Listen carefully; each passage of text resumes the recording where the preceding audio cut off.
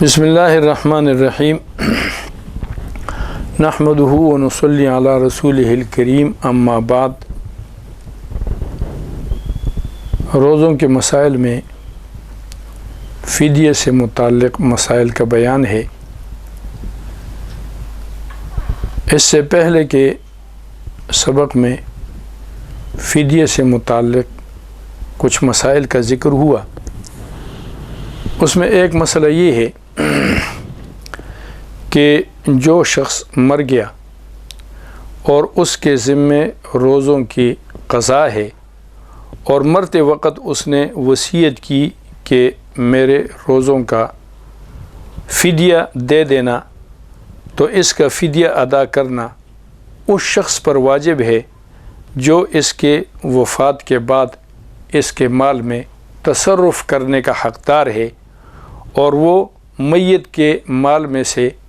تجہیز اور تکفین اور ادائے قرضے کے بعد جو کچھ بچے اس میں سے تہائی مال سے فدیہ ادا کرے۔ اگر سب روزوں کا فدیہ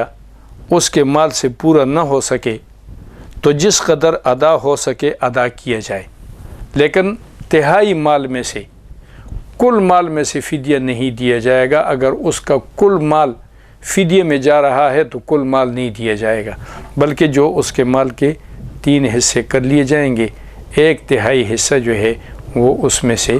وہ فدیہ ادا، اگر پورا ہوتا ہے تو ٹھیک ہے، اگر پورا نہیں ہوتا تو جتنا وہ 1/3 مال وہ ادا کر دیا جائے گا، اور وارثوں کے اجازت کے بغیر اس سے زیادہ دینا جائز نہیں ہے۔ 1/3 تک اس کو وصیت کا حق ہے۔ اس کے بعد بھی اگر کچھ بچے اور وارثوں نے اجازت دے دی تو یہ آدمی جو اس کے مال میں تصرف کر رہا ہے اور تصرف کا اس کو حق ہے، یعنی اس کو وصیت کی اس نے، تو وہ وارثوں نے اجازت دے دی تو جائز ہے۔ اور اگر کوئی نابالغ وارث بھی ہو تو اس کی اجازت کا اعتبار نہیں ہے، یہ صرف بالغوں کی اجازت معتبر ہوگی۔ نابالغ اگر اجازت دے دے تو اس کا اعتبار نہیں ہے، یعنی اس نابالغ کا حصہ 1/3 کے بعد پورا دیا جائے گا، اور جو بالغ ہیں انہوں نے اگر کہا کہ اور بھی ان کا فدیہ مکمل کر دیں تو وہ بالغوں کے حصے سے ہوگا۔ اور اگر کوئی وارث نہ ہو تو تمام مال سے فدیہ ادا کیا جائے۔ ایک آدمی بالکل لاوارث ہے تو اس کے کل مال سے فدیہ ادا کیا جا سکتا ہے۔ اگر میت نے وصیت نہ کی تو وارثوں پر فدیہ ادا کرنا واجب نہیں ہے۔ اس کے باوجود اگر اس کا کوئی وارث یا کوئی اور شخص اپنے طرف سے بطور احسان کے ادا کرے تو جائز ہے، اور امید رکھے کہ اللہ جل شانہ قبول فرما کر اس میت کو ان روزوں کے مواخذے سے بری کر دے گا۔ فرض نماز، روزہ وغیرہ جو میت کے ذمے باقی ہے، میت کے وارث یا کسی اور شخص کو اس کی طرف سے قضا کرنا جائز نہیں ہے۔ جیسے میں نے پہلے عرض کیا تھا کہ بدنی عبادت میں نیابت جائز نہیں ہے، یعنی اس کے ذمے سے اگر انہوں نے روزے رکھ لیے یا نمازیں پڑھ لی تو اس کے ذمے سے وہ ساقط نہیں ہوگا۔ اور کسی کی طرف سے حج بدل کرنا جائز ہے، اور نفلی روزہ، نماز اور صدقہ وغیرہ اس کا ثواب میت کو بخشا جا سکتا ہے، بلکہ یہ ہے کہ بخشنا چاہیے، خصوصاً اپنے اولاد کو، اعزاء اقارب کو، ان پر یہ لازم ہے کہ وہ اپنے والدین اور اعزاء اقارب کے لیے ایصال ثواب کرتے رہیں۔ عذروں کے ضمن میں ایک عذر جو ہے وہ حیض اور ایک عذر نفاس بیان ہوا تھا۔ اگر کسی عورت کو حیض یا نفاس جاری ہو اور وہ روزہ نہ رکھنے اور ان روزوں کے رمضان المبارک کے بعد اس کی قضا کرے، یعنی ان کو روزہ نہ رکھنا یہ لازمی ہے۔ حیض والی عورت بھی روزہ نہیں رکھ سکتی ہے، نفاس والی عورت بھی۔ اگر کسی عورت نے حیض کی حالت میں رات کے وقت یعنی صبح صادق کے طلوع ہونے سے پہلے، فجر کی طلوع ہونے سے پہلے روزے کی نیت کی اور پھر فجر طلوع ہونے سے پہلے پاک ہو گئی تو اس کا روزہ صحیح ہو جائے گا۔ مثلا یہ ہے کہ دن ان کے پورے تھے اور انہوں نے رات کو نیت کی اور صبح صادق سے پہلے وہ پاک ہو گئی تو وہ روزہ اس کا صحیح ہے۔ اگر حیض یا نفاس والی عورت طلوع فجر کے بعد اور نصف النہار سے پہلے پاک ہوگی تو اس کو اس دن نہ فرض روزہ رکھنا صحیح ہے اور نہ نفلی روزہ، اس لیے کہ دن جب شروع ہو رہا تھا، جس وقت سے روزہ شروع ہوتا ہے تو اس وقت وہ روزے کے اہل ہی نہیں تھی اور اس پر حیض اور نفاس کے دوسرے دنوں کے ساتھ اس روزے کی قضا بھی واجب ہوگی۔ اسی طرح اگر کسی عورت نے اس گمان پر روزہ توڑ دیا کہ اس کے عادت کے مطابق حیض آنے کا دن تھا اور پھر اس کو اس روز حیض نہیں آیا تو ظاہر روایت یہ ہے کہ اس پر کفارہ بھی واجب ہوگا اور بعض کے نزدیک اس پر کفارہ واجب نہیں ہوگا۔ یہ بات پہلے بھی بیان کی جا چکی ہے کہ اس پر کفارہ واجب نہیں ہوگا۔ یہی قول تمام فقہاء کے نزدیک، یہ دونوں قول صحیح ہیں لیکن دوسرا قول جو ہے وہ زیادہ معتبر ہے۔ یہ حکم اس وقت ہے جب کہ روزے کی نیت کر لینے اور روزہ شروع ہونے کے بعد اس نے روزہ توڑا ہو، لیکن اگر اس نے روزے کی نیت ہی نہیں کی کہ آج اس کا دن ہے بیماری کا، صبح سے اس نے نہ نیت کی نہ روزہ رکھنے کا اس کا ارادہ تھا، دن میں پھر اس کو بیماری نہیں آئی تو تب بھی اس روزے کا کفارہ اس پر واجب نہیں ہے، صرف قضا ہوگی، اس لیے کہ کفارہ جو ہے وہ روزہ توڑنے کی صورت میں ہے، روزہ نہ رکھنے کی صورت میں نہیں ہے کہ اس نے روزہ نہیں رکھا صبح سے تو اس پر صرف قضا ہوگی۔ اور ایک عذر وہ بے ہوشی ہے۔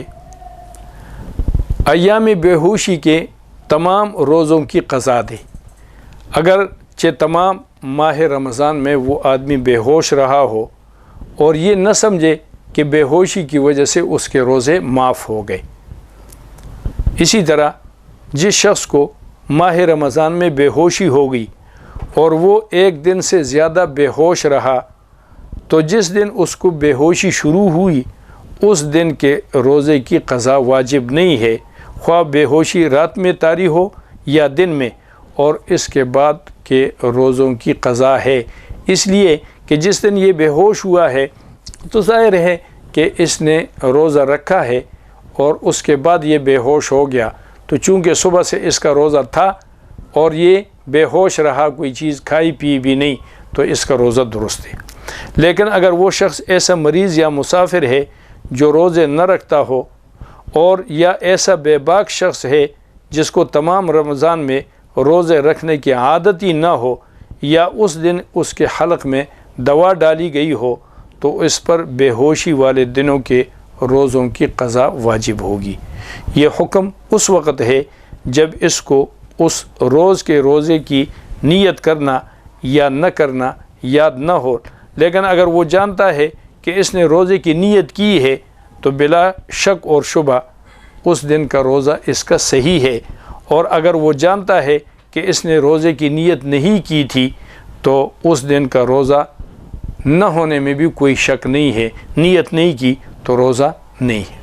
یہ حکم تھا بے ہوشی کا کہ آدمی پر بے ہوشی طاری ہو جائے، اور ایک ہے عذر جنون۔ ماہ رمضان کے روزوں میں سالم مہینہ یعنی دن اور رات جنون میں رہنے سے روزوں کا فرض اس کے ذمے سے ساقط ہو جاتا ہے، اس لیے کہ شریعت کے احکامات کا دار و مدار مکلف پر ہے، اور مکلف یعنی تکلیف یہ عقل کی وجہ سے ہے کہ آپ یہ احساس کر سکتے ہوں کہ شریعت کا حکم میرے طرف متوجہ ہے۔ اسی وجہ سے جہاں بھی شریعت کے حکم کے واجب ہونے کی بات کرتے ہیں تو کہتے ہیں کہ مسلمان ہو، عاقل ہو، بالغ ہو۔ تو اب عاقل اور بالغ، تو یہ جو جنون ہے اس جنون کی وجہ سے عقل نہیں رہتا ہے، اور شریعت کے احکامات کا مدار جو ہے یہ عقل پر ہے۔ پس اگر کسی شخص نے رمضان کا پورا مہینہ اس پر جنون طاری رہا تو اس پر ماہ رمضان کے روزوں کی قضا یہ بالاتفاق واجب نہیں ہے، اس لیے کہ پورا مہینہ جنون میں رہنے کی وجہ سے، مجنون ہونے کی وجہ سے شریعت کا حکم اس کے طرف متوجہ ہی نہیں تھا۔ شریعت کا حکم یہ عقل کی بنیاد پر متوجہ ہوتا ہے۔ اگر کسی آدمی کو رمضان کے مہینے کی پہلی رات کو افاقہ تھا اور پھر وہ صبح کو مجنون ہو گیا اور پورا مہینہ جنون طاری رہا تو اس پر کسی روزے کی قضا واجب نہیں ہے۔ لیکن اگر ماہ رمضان میں کسی وقت ایک ساعت کے لیے بھی اس کو افاقہ ہو گیا تو اس پر گزشتہ روزوں کی قضا واجب ہوگی، یعنی ماہ رمضان میں مطلقاً کسی وقت افاقہ ہو جانے سے گزرے ہوئے دنوں کے روزوں کی قضا واجب ہوگی، خواہ وہ افاقہ تھوڑی دیر کے لیے ہو اور خواہ وہ افاقہ رات میں ہو یا دن میں ہو، دوپہر شرعی شروع ہونے سے پہلے ہو یا بعد میں، اور خواہ رمضان کے آخری دن میں کسی وقت افاقہ ہو جائے، سوائے اس رات کے بعد آنے والے دن کی، یعنی اس میں جنون لاحق ہوا ہو کہ اس دن کے روزے کی قضا نہ کرے، اور اس کی تفصیل یہی وہی ہے جو بے ہوش کے میں تفصیل تھی۔ اسی طرح اگر نشے والا آدمی وہ نیت کا وقت گزرنے کے بعد وہ ہوشیار ہو گیا، نشے میں تھا،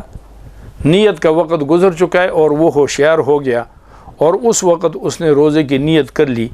تو اس کا روزہ صحیح ہو جائے گا، یعنی وقت گزرنے سے پہلے اگر وہ ہوشیار ہو گیا، نیت کا وقت ابھی باقی ہے اور اس نے نیت کر لی تو روزہ وہ صحیح ہو جائے گا، اور اگر نیت کا وقت گزرنے کے بعد وہ ہوشیار ہوا تو اس پر اس روزے کی قضا واجب ہوگی۔ اور نشے کی وجہ سے یہ چونکہ مستی کی بنیاد پر کیا جاتا ہے، کوئی شرعی عذر تو نشہ کرنا ہے نہیں، تو اس کی وجہ سے یہ آدمی ایک تو وہ نشہ کرنے کی وجہ سے بھی گناہ گار ہوگا، اور اس کے اس نشے کی وجہ سے جو اس کا روزہ رہ گیا ہے تو اس کی وجہ سے بھی یہ آدمی گناہ گار ہوگا۔ اور ایک عذر ضیافت یعنی مہمانی یہ بیان ہوا تھا، جب کسی شخص نے نفلی روزہ شروع کر دیا تو بلا عذر یہ روزہ توڑنا یہ اس کے لیے مکروہ تحریمی ہے، وہ اس روزے کو پورا کرے گا۔ اگر اس نے توڑ دیا تو اس روزے کی قضا بھی اس پر واجب ہوگی۔ شریعت نے ابتداءً انسان کو کسی بھی نفل عبادت کرنے کے لیے اس کو مجبور نہیں کیا کہ آپ لازمی نفلی عبادت کریں ورنہ آپ گناہ گار ہوں گے، ایسی کوئی پابندی شریعت کے جانب سے نہیں ہے۔ لیکن جب آدمی نفل نماز یا نفل روزہ شروع کر لے تو اب اس کے ذمے اس کا پورا کرنا یہ لازم ہے۔ اب ایک آدمی نے نفل روزہ رکھا ہے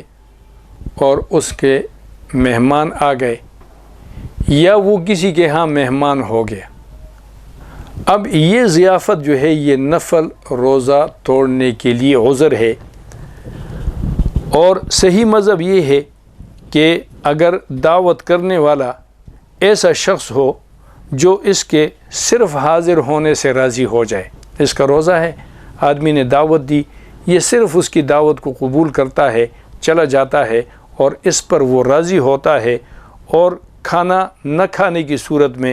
اس کو رنج نہیں ہوگا تو روزہ نہ توڑے، اور اگر اس نے کھانا نہ کھانے سے اس کو رنج ہوتا ہے، وہ آدمی برا محسوس کرتا ہے اس کو، اور اس کو تکلیف ہوتی ہے کہ میں نے دعوت بھی دی، اس کو کھانا بھی تیار کیا اور یہ کھانا بھی نہیں کھا رہا ہے، یا وہ ایسے عقیدت کے ساتھ مثلا استاذ ہے، پیر ہے، والدین چلے گئے اور وہ ایک چاہت کے ساتھ ان کو کھانا کھلا رہا ہے، تو اس کو نہ کھانے کی صورت میں اس کو رنج ہوتا ہے تو یہ روزہ توڑ دے اور پھر اس روزے کی قضا کرے۔ اسی طرح اگر مہمان اس کے بغیر راضی نہ ہو کہ میزبان اس کے ساتھ کھانا کھائے تو میزبان روزہ توڑ دے۔ مثلا مہمان گیا ہے، آپ نے اس کے سامنے کھانا رکھا، تو بعض مہمان ایسے ہوتے ہیں کہ وہ کسی کے گھر میں الگ سے کھانا کھانے کو وہ معیوب سمجھتے ہیں، ان کو اپنے آپ اچھا نہیں لگتا، وہ اپنے آپ کو تھوڑا سا ہلکا اور بے عزت سا محسوس کرتے ہیں۔